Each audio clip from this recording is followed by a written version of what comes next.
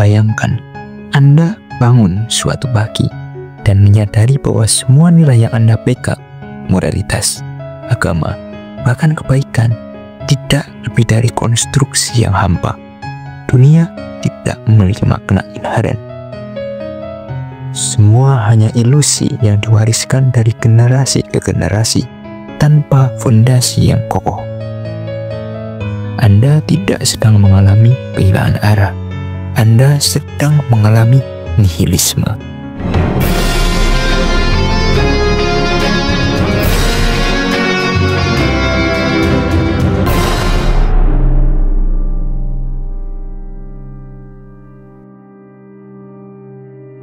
Istilah nihilisme pertama kali populer di Rusia pada abad ke-19 melalui novel Fathers and Sons karya Ivan Turgenev.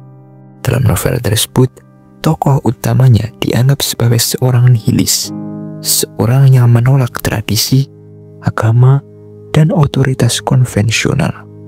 Namun, nihilisme mendapatkan dimensi yang lebih dalam ketika Friedrich Nietzsche mulai membedahnya secara filosofis. Nietzsche menyatakan bahwa nihilisme adalah kondisi di mana nilai-nilai lama telah runtuh, namun belum ada nilai baru yang menggantikannya. Ia menggambarkan ini sebagai kehampaan spiritual umat manusia setelah kematian Tuhan. Dalam konteks ini, Tuhan bukan sekedar entitas religius, tetapi simbol dari sistem nilai absolut yang selama ini menopang peradaban. Seorang pemuda berusia 23 tahun duduk termenung di sudut kamar. Ia pernah percaya pada banyak hal, bahwa kerja keras akan selalu dihargai, bahwa cinta akan membawa pada kebahagiaan, bahwa hidup memiliki arah pasti. Tapi seiring waktu, satu demi satu nilai runtuh di hadapannya. Ia melihat orang-orang bermuka dua dipromosikan, sementara yang jujur ditinggalkan. Ia mencintai dengan tulus, namun menerima luka. Ia belajar dan bekerja, namun dunia tidak memberi imbalan sebagaimana yang dijanjikan. Motivasi lama. Ia mulai bertanya, untuk apa semua ini? Inilah wajah nihilisme yang paling mencekam. Bukan sekedar kehilangan keyakinan, tetapi kehilangan dasar untuk hidup, menjadi apatis, skeptis, bahkan sinis terhadap duniawi.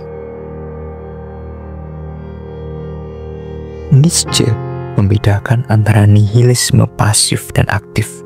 Nihilisme pasif adalah bentuk menyerah pada kehampaan. Seseorang berhenti berusaha, menarik dari dunia, dan membiarkan hidup berlalu begitu saja. Sedangkan nihilisme aktif adalah bentuk pembebasan. Kita semua nilai lama dianggap ilusi. Seorang memiliki peluang untuk menciptakan nilai baru. Di titik inilah lahir konsep Übermensch, manusia unggul yang mampu menciptakan sistem nilai sendiri, bukan berdasarkan dogma eksternal, melainkan berdasarkan kekuatan internal dan kehendak untuk berkuasa, will to power. Dalam kehampaan, ia menemukan ladang kosong untuk menanam makna versinya sendiri.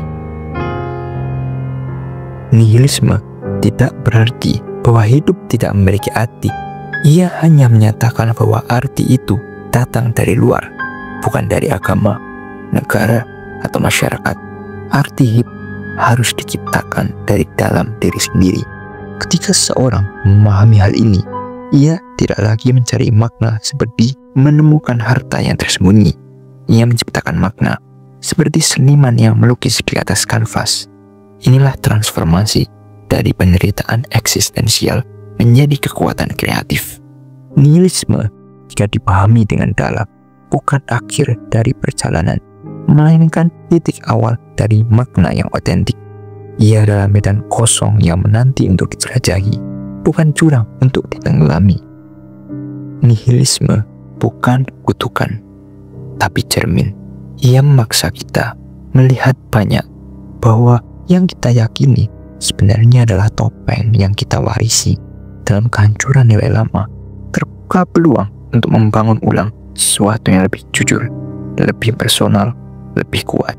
Jadi, ketika semua nilai ternyata bohong belaka, apa yang akan Anda bangun di atas reruntuhannya? Karena dari kehampaan, kita bisa mulai mencipta. Dan di sanalah untuk pertama kalinya, nihilisme bukan sekedar tentang kehilangan. Ia adalah ruang kelahiran kembali.